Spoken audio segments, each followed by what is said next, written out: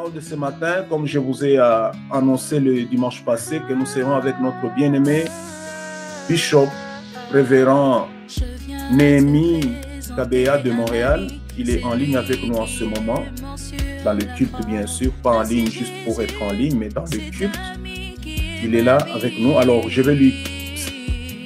vous l'ai présenté la dernière fois, j'ai pris plus de temps pour vous le présenter, donc il n'est pas nouveau parmi nous.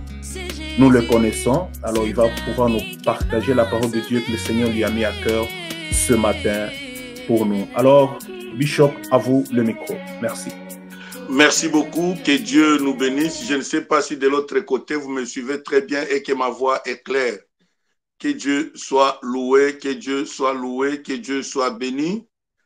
Alors, nous rendons gloire au Seigneur. J'aimerais remercier aussi le Seigneur pour cette grâce qu'il m'accorde ce matin d'être avec nous tous encore en ligne.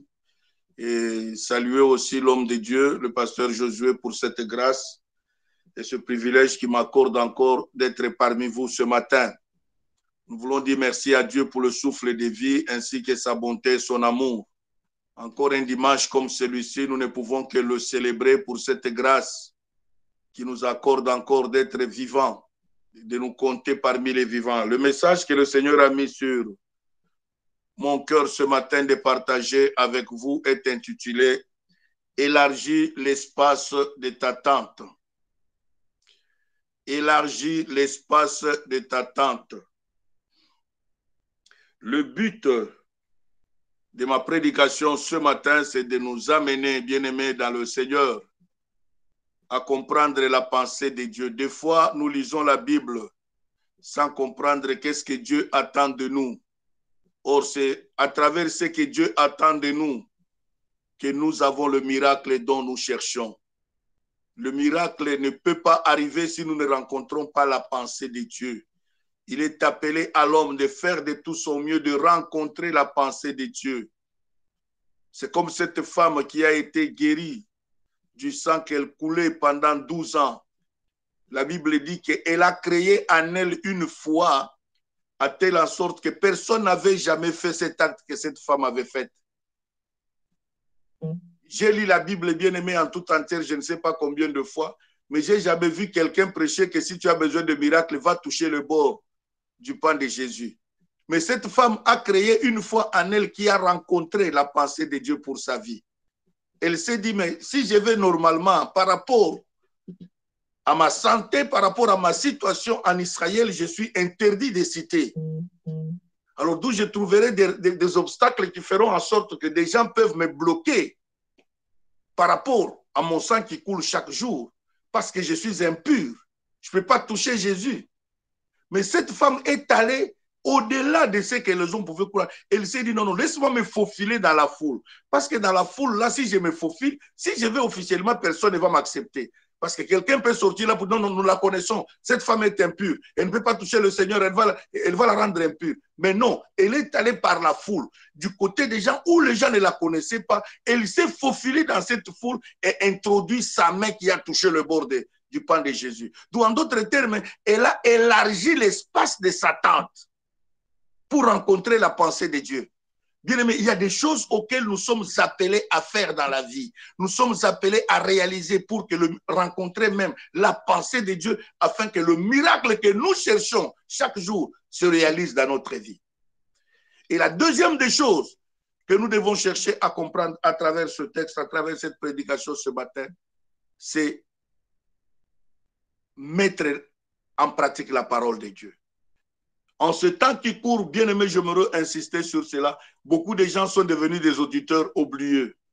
Ils lisent la parole, mais ils ne la mettent pas quoi? En pratique. Et beaucoup de chrétiens sont devenus des chrétiens des noms. Nous ne pratiquons plus la parole de Dieu. Et voilà pourquoi, bien aimé dans le Seigneur, nous rencontrons des problèmes auxquels impossible de vivre le miracle de Dieu. Or, le miracle se retrouve dans la pratique de la parole de Dieu. La mise en pratique de la parole de Dieu fait en sorte que le miracle arrive. Même là, même tu ne fourniras plus d'efforts parce que toi, tu mets la parole en pratique et le miracle va venir. C'est là le problème. Et le but de mon message, c'est de nous amener à savoir mettre en pratique, à ne pas seulement écouter, mais non. Quand la parole dit mets-toi debout, tu te mets debout. Quand la parole dit assois-toi, tu t'assois. Quand la parole dit couche-toi, tu te couches. C'est ça la mise en pratique de la parole. Quand la parole dit ne parle pas, ferme ta bouche. Quand la parole te dit chante, tu chantes comme notre sœur nous a chanté tout à l'heure. C'est très important de comprendre cela, bien-aimé dans le Seigneur. Ne soyons pas seulement des gens qui aiment écouter des belles paroles qui nous font bien à l'oreille. Non, même ces paroles-là qui nous font mal dans le sens, qui nous reprochent dans notre comportement, nous devons nous y mettre en pratique. Dieu insiste, il dit élargir. Prenons nos textes, notre texte de base. Dans Ésaïe chapitre 54, versets 1 à 4. Je vais faire la lecture de la parole de Dieu dans le nom de Jésus. Réjouis-toi stérile, toi qui n'enfantes plus. Fais éclater ton allégresse et ta joie. Toi qui n'as plus de douleur, car les fils de la délaissée seront plus nombreux que les fils de celle qui est mariée, dit l'Éternel. Élargis l'espace de ta tente, qu'on déploie les couvertures de ta demeure. Ne retiens pas, allonge tes cordages et affermis tes pieux, car tu te répandras à droite et à gauche. Ta postérité envahira des nations et peuplera des villes désertes. Ne crains pas, car tu ne seras point confondu. Ne rougis pas, car tu ne seras pas déshonoré, mais tu oublieras la honte de ta jeunesse et tu ne te souviendras plus de l'opprobre de ton veuvage, parole du Seigneur. Je disais ce matin, je suis en train de parler sur élargir l'espace de ta tente. Le mot élargi par définition veut dire agrandir. En d'autres termes, si tu avais une maison d'une chambre à coucher, quand la Bible dit élargis l'espace de ta tente, la Bible dit ajoute encore, va dans une maison qui a au moins 2 ou 3 chambres. Et de là, la Bible parle à qui? Parle à une femme stérile, celle qui n'enfante pas. Et nous savons, comme dans le contexte de notre pays où nous nous trouvons, au Canada, cela veut dire pour un couple sans enfant, ils ont droit d'un 3,5. Un appartement de 3,5, cela veut dire une chambre et salon. Mais quand Dieu dit élargis l'espace de ta tente, toi stérile qui n'enfante pas, cela veut dire agrandis ta maison. Cherche maintenant un appartement plus grand qui a 2 ou 3 chambres parce que tu auras les personnes qui vont dormir dedans. C'est ça la pensée de Dieu. Toi, tu étais dans une chambre parce que tu étais seul ou tu étais avec ton mari. Maintenant, Dieu te dit, cherche une deuxième chambre, cherche une grande maison où tu auras 2 ou 3 chambres parce que tu auras des personnes. La pensée de Dieu, c'est quoi? Des gens qui vont dormir dans cette maison viendront. Alors, commence par élargir. Et Dieu dit, soit dans l'allégresse, soit dans la joie. Bien-aimé, quand Dieu nous dit que soyons dans la joie, Dieu voit que les problèmes que nous avons dans nos vies nous ont amenés dans la tristesse. Or, si nous restons dans la tristesse n'appelle que la tristesse. Mais si nous voulons le miracle, si nous voulons que la gloire de Dieu se manifeste dans notre vie, commençons par chasser la tristesse, changer la tristesse par la joie. C'est comme ça que Dieu dit à cette femme stérile, au premier verset, il dit, fais éclater ta joie. Il dit, réjouis-toi, toi qui es stérile.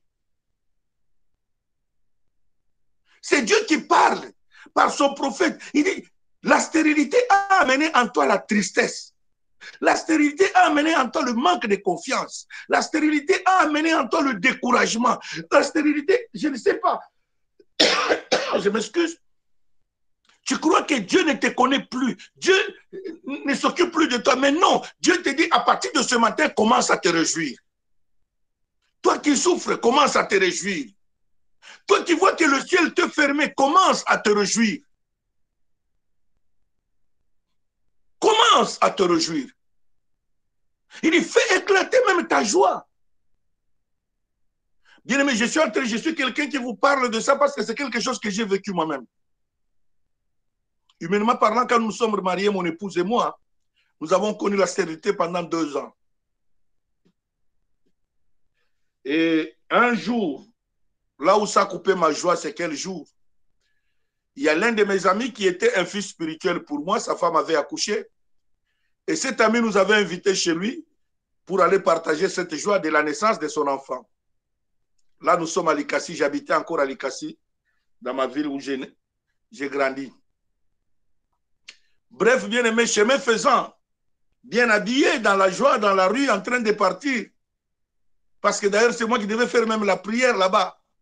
On se croise avec un ami de mon père, et c'est lui qui était comme, comment je ne sais pas l'appeler en français, en Kikongo, on l'appelle Kinzonzi. Il était le Nzonzi de mon mariage.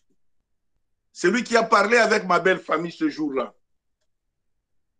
Et il me croise, le papa me pose la question, mon fils, comment ça va? J'ai dit, non papa, ça va très bien. Tu es content comme ça, où tu vas? J'ai dit, non, non, je vais chez mon ami à qui sa femme a accouché. Il nous a invités pour aller partager la joie avec lui. Et le papa me regarde en face. Et il me dit, tu partages, tu vas manger seulement chez les autres. Mais quand est-ce que toi aussi tu nous inviteras? Et vous comprenez ça, je vous parle un peu en français, dans un français un peu respectueux. Mais dans la façon dont ce papa m'avait parlé, bien aimé, c'était d'une façon d'humiliation, d'insulte même. Je me suis vu nu et sale à l'instant même, à la minute près. C'était un choc dans mon cœur. Et cela a voulu même me décourager de repartir à la maison, de ne plus continuer sur mon chemin. Mais la seule chose qui m'a retenu sur ce chemin, c'est parce que je me suis rappelé que le monsieur était là où je partais.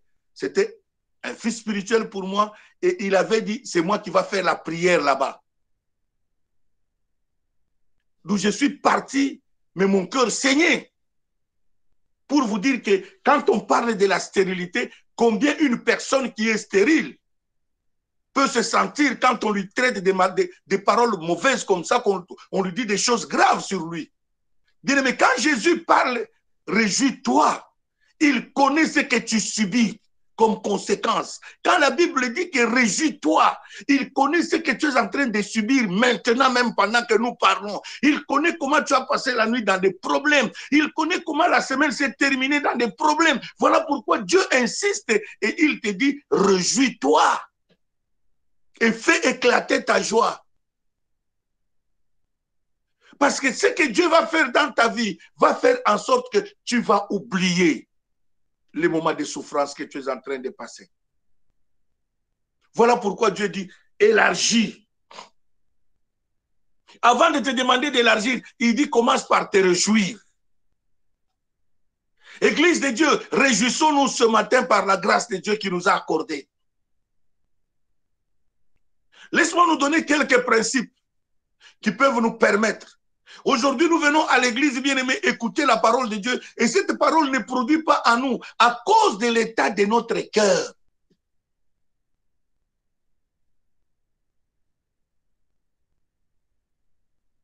À cause de l'état, nous n'avons plus de foi. Mais quelqu'un qui croit en Dieu, laisse-moi te dire, bien-aimé dans le Seigneur, le premier point dans la foi, c'est le fait d'accepter de prier avec nous en ligne. Ça, tu crois déjà que Dieu existe. Le fait que tu quittes chez toi, tu dis que je vais à l'église. C'est un signe de foi. Maintenant, ajoute à cela la joie dans ton cœur. La joie nous met en confiance, pas seulement envers nous-mêmes, mais envers Dieu aussi. Parce que je crois que le Dieu que je veux rencontrer, le Dieu que je veux prier, c'est celui-là qui va apporter la solution à mon problème. Je vais avec mon problème, mais ce problème n'est pas grand, il est petit devant mon Dieu. Et quand je veux rencontrer mon Dieu, ce Dieu-là, je ne retournerai pas, c'est que comme j'étais venu, je retournerai sans problème. Le problème, je veux le déposer. aux pieds de Jésus-Christ. C'est ça la foi. Mais prenons quelques 4 principes que nous allons voir. Nous allons prendre un exemple de la Bible, un texte qui m'a beaucoup aimé, qui m'a beaucoup fortifié, qui m'a beaucoup encouragé, pour voir quelqu'un dans la Bible, comment il a agrandi l'espace de sa maison. Comment lui, il a fait pour appeler à l'existence ce qui n'existait pas dans sa vie. Comment il a fait? Ma soeur, mon frère, quand tu lis la Bible, ne lis pas seulement pour le plaisir de la lire, mais cherche à rencontrer la pensée. Quand Dieu nous donne des textes comme ça, c'est pour dire que non, cette personne est une personne de la même nature que toi et moi. Si lui l'a fait et qu'il a obtenu, cela veut dire, si toi aussi et moi, nous le faisons, ce matin, nous allons obtenir ce que nous cherchons.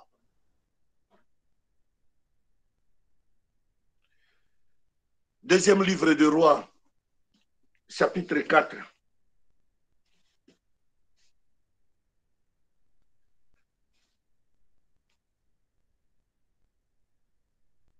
Deuxième livre de Rois, chapitre 4.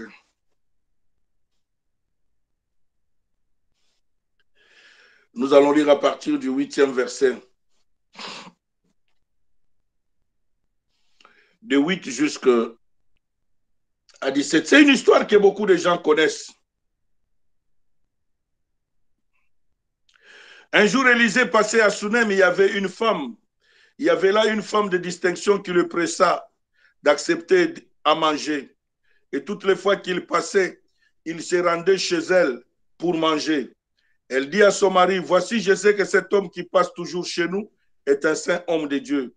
Faisons une table, une petite chambre haute avec des murs et mettons-y pour lui un lit, une table et un siège et un chandelier, afin qu'il se retire quand il viendra chez nous. Élisée étant revenu à Sunem, se retira dans la chambre haute et y coucha.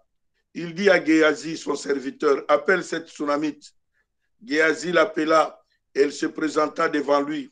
Élisée dit à Géasi, dites-lui, voici, tu nous as montré tout cet empressement. Tu nous as montré tout cet empressement. Que peut-on faire pour toi? Faut-il parler pour toi au roi ou au chef de l'armée? Elle répondit, j'habite au milieu de mon peuple. Et il dit, que faire pour elle? Géasi répondit, mais elle n'a point de fils et son mari est vieux. Et il dit, appelle-la. Géasi l'appela et elle se présenta à la porte. Élisée lui dit, à cette même époque, l'année prochaine, tu embrasseras un fils. Et elle lui dit, non, mon Seigneur, homme de Dieu, ne trompe pas ta servante. Cette femme devint enceinte et elle enfanta un fils à la même époque, l'année suivante, comme Élisée lui avait dit, parole du Seigneur. Je disais que je vais parler de quelques principes qui vont nous aider aussi à nous identifier à cette femme. La première des choses que vous devrez savoir, bien aimé dans le Seigneur, j'aime beaucoup l'histoire de cette femme sunamite, donc qui était aussi stérile, qui a connu la stérilité, mais qui avait beaucoup d'argent pour élever, qui avait tous les biens qu'elle pouvait avoir, mais elle manquait des enfants. Mais comment elle a eu les enfants dans sa vie? La première des choses que cette femme était comme principe, c'était une femme de prière et de parole. Elle aimait la prière et la parole de Dieu. Bien aimé, sans la prière, Dieu ne peut pas t'ouvrir les yeux pour voir les choses spirituelles, comment ça se passe. Il y avait des gens qui passaient devant sa maison. Il y avait des gens qui passaient devant sa maison chaque jour. Et ces gens-là, bien aimés dans le Seigneur, et au milieu de toutes ces personnes qui passaient devant sa maison, il y avait Élisée et Géasi qui passaient. Mais comme cette femme était une femme qui aimait pas seulement la prière, elle aimait aussi Dieu, elle aimait la parole de Dieu. Voilà ce que la prière a fait dans la vie de cette femme. La prière lui a ouvert les yeux. La prière a ouvert les yeux de cette femme pour qu'elle arrive à discerner que le monsieur-là n'est pas comme tout le monde. C'est ça ce qui nous manque, bien-aimés. Nous avons des gens, pasteurs, dans nos églises qui viennent, mais qui ne prient pas avec nous, qui ne veulent pas s'accrocher à la prière, qui ne veulent pas chercher à connaître la parole de Dieu, à connaître Dieu à travers sa parole. Cette femme a connu Dieu à travers sa parole. Elle connaissait la parole de Dieu. Elle aimait prier aussi. Voilà pourquoi la prière ouvre les yeux spirituels de cette femme. C'est comme ça qu'elle a discerné. Deuxième point, l'hospitalité.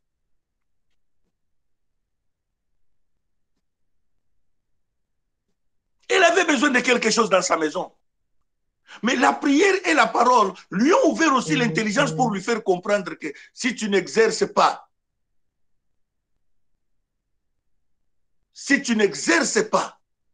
l'hospitalité, tu ne pourras jamais vivre la gloire de Dieu.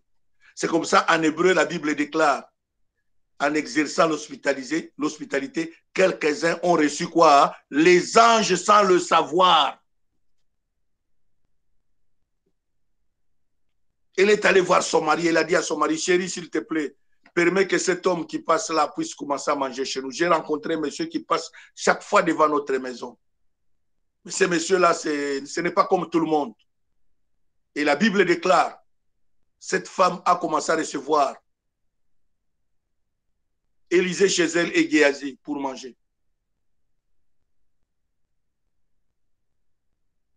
Troisième des choses que cette femme avait comme principe, le respect du sacerdoce. Bien-aimé, Dieu ne se répand pas de ses grâces et de ses dons. Le respect des hommes de Dieu, c'est très important, bien-aimé. Il y a beaucoup de gens qui ont passé à côté de leur miracle parce qu'ils ne veulent pas écouter ce que les hommes de Dieu leur disent. Ils ne veulent pas écouter ce que les hommes de Dieu leur parlent.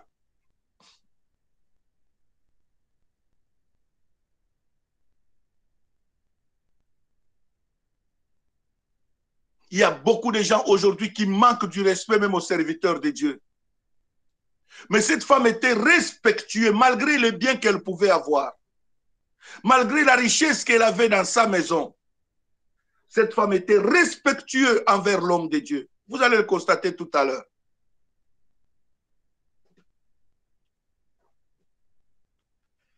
Quatrième des choses que cette femme avait, parce qu'elle était à la recherche de son miracle. Le sacrifice. J'ai toujours dit, bien-aimé, à chaque fois que j'ai lu ce verset, que si cette femme était une juive, et si son mari était un juif de la RDC, son mari est païen, et si son mari aussi ne craignait pas Dieu, son mari aurait traité cette femme d'infidèle qui amène son amas dans la maison. Vous le savez, surtout nous les Noirs, chez nous, quand on a un problème de stérilité dans le foyer, souvent on condamne la femme. Cette femme pouvait se faire condamner par son mari pour dire que non, non, comme son mari s'est vu que non, je suis déjà vieux, et de ça, de surcroît, je suis stérile, cette femme amène un amas dans la maison pour que l'amas puisse l'engrosser. Non. Cette femme faisait le sacrifice à Dieu parce qu'elle savait qu'il y a d'autres miracles dans nos vies ne passeront que par le sacrifice. Dieu lui-même l'a fait avec Abraham. Il a demandé à Abraham, offre-moi ton Isaac, ton fils unique que tu as. Parce qu'il voulait opérer. Il avait une promesse avec Abraham. Il avait de grandes choses à réaliser. Et quand Abraham a obéi à cela, la Bible dit que Dieu a opéré ce qu'il devait réaliser dans la vie d'Abraham. Cette femme a fait le sacrifice. La Bible dit qu'elle a agrandi l'espace de sa maison. Il n'y avait pas cette chambre haute. Ils avaient certes une grande maison, mais il n'y avait pas cette chambre-là qu'elle a créée.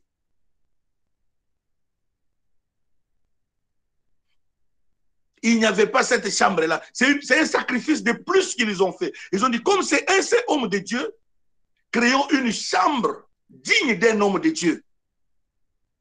Et leur problème, ce n'était pas l'homme d'Élysée qui les accueillait, c'était la présence de Dieu qu'ils cherchaient dans leur maison. Et c'est comme ça que, quand vous regardez les choses qu'elle a mis dans la Bible, il dit, mettons-y une table, un chandelier, pour que la présence de Dieu soit manifeste dans notre maison.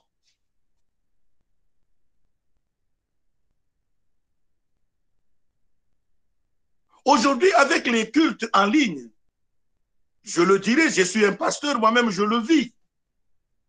Nous le voyons aujourd'hui. Beaucoup de gens sont devenus paresseux même de prier. Même de suivre la parole de Dieu, d'écouter, d'être attentif à la parole de Dieu. Même de la mettre en pratique. Beaucoup de gens sont devenus même faibles même à donner, à être fidèles à Dieu dans les dîmes et les offrandes. Or, c'est une obligation de la part de Dieu. Je suis croisé avec un pasteur, il m'a fait rire. Il dit, il a raconté, c'est fidèle, mais comment tu ne viens pas? Oh papa, je suis le culte en ligne. Mais si tu suis à le culte en ligne, tu pouvais aussi contribuer, donner ta dîme et ton offrande. Parce que tu es un enfant de Dieu. Il dit, papa, tu sais, c'est l'une encore des raisons que je ne vais pas venir à l'église. Hein. Vous comprenez ça? Quand on est chrétien, on doit rester chrétien, même en restant à la maison. On est quoi? Hein? Chrétien.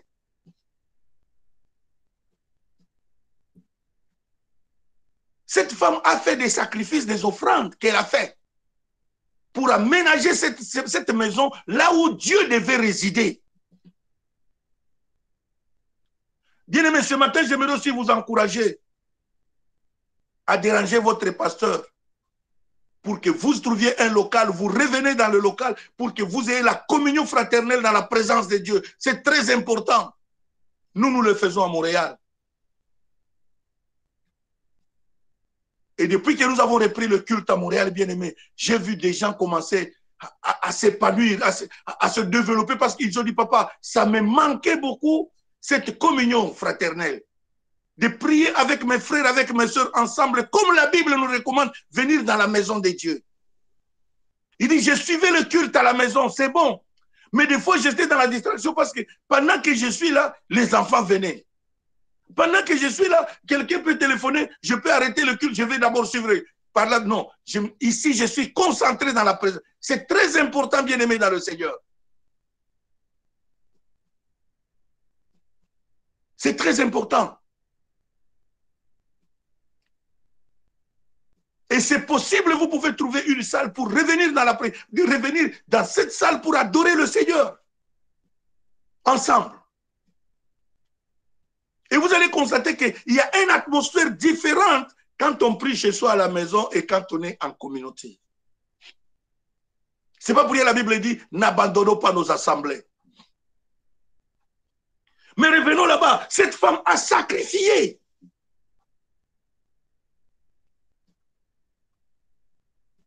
Première des choses, j'ai parlé de la parole. Deuxième des choses, j'ai parlé de l'humilité. Troisième des choses, du respect du sacerdoce. Quatrième des choses, j'ai parlé du sacrifice. Cinquième des choses, cette femme avait une foi ferme.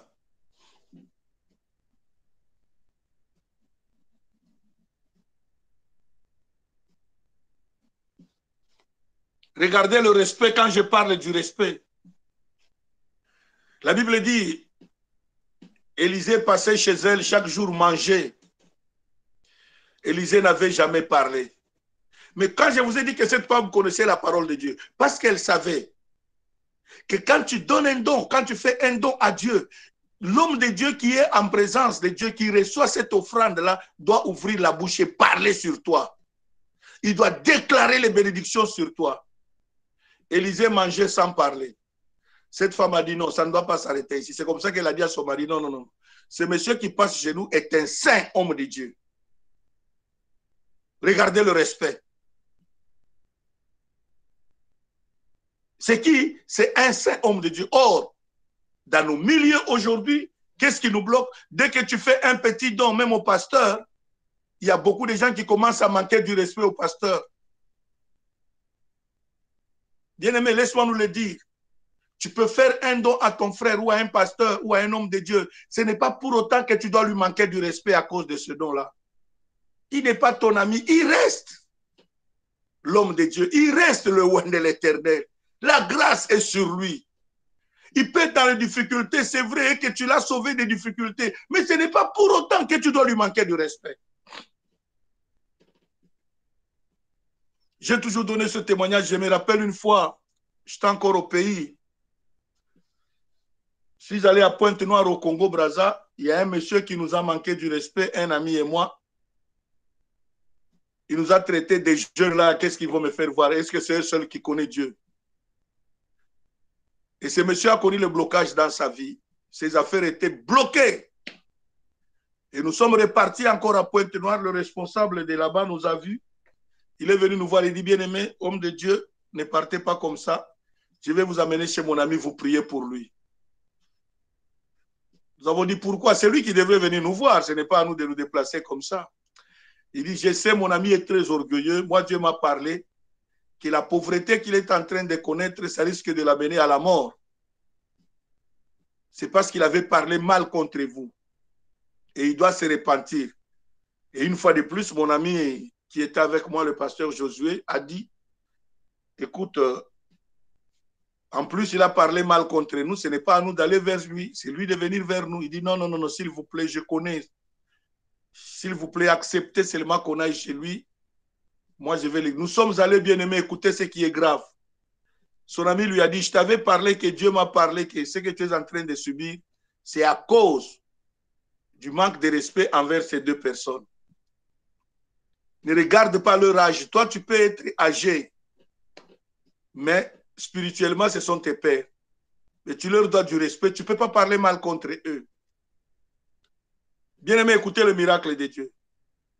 Il s'est entêté de demander pardon. C'est son ami qui l'a tenu à la main, qui s'est mis à genoux et qui a commencé à nous demander pardon.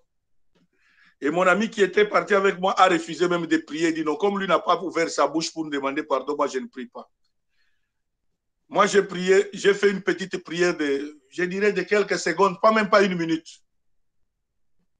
J'ai dit seulement, Seigneur, s'il est vrai que cette révélation que le frère nous raconte et que la pauvreté de cet homme parce qu'il nous a manqué du respect, j'aimerais qu'il sache que tu es Dieu et que nous sommes tes serviteurs. Je le pardonne et que le ciel lui accorde sa faveur. Au nom de Jésus, Amen. Nous nous sommes mis debout, nous sommes sortis, nous avons pris la voiture tout droit à l'aéroport. Écoutez le miracle de Dieu. Pendant que nous étions sur le chemin de l'aéroport, le monsieur reçoit chez lui quelqu'un qui lui devait une affaire. C'était 30 millions de francs CFA. Quelque chose comme 15 millions, disons 60 000 $.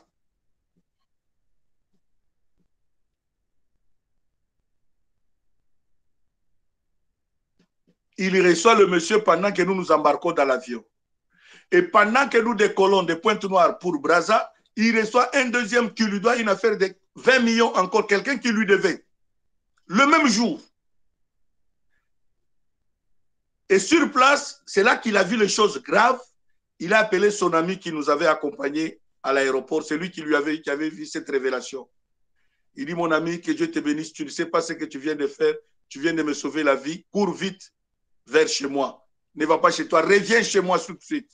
Est-ce que tu es avec les hommes de Dieu? Il dit, non, ils ont déjà décollé. D'ailleurs, bientôt, ils vont dans 45 minutes, dans 15 minutes, comme ils ont décollé, ça fait 20 minutes, ils vont atterrir à Brazzaville.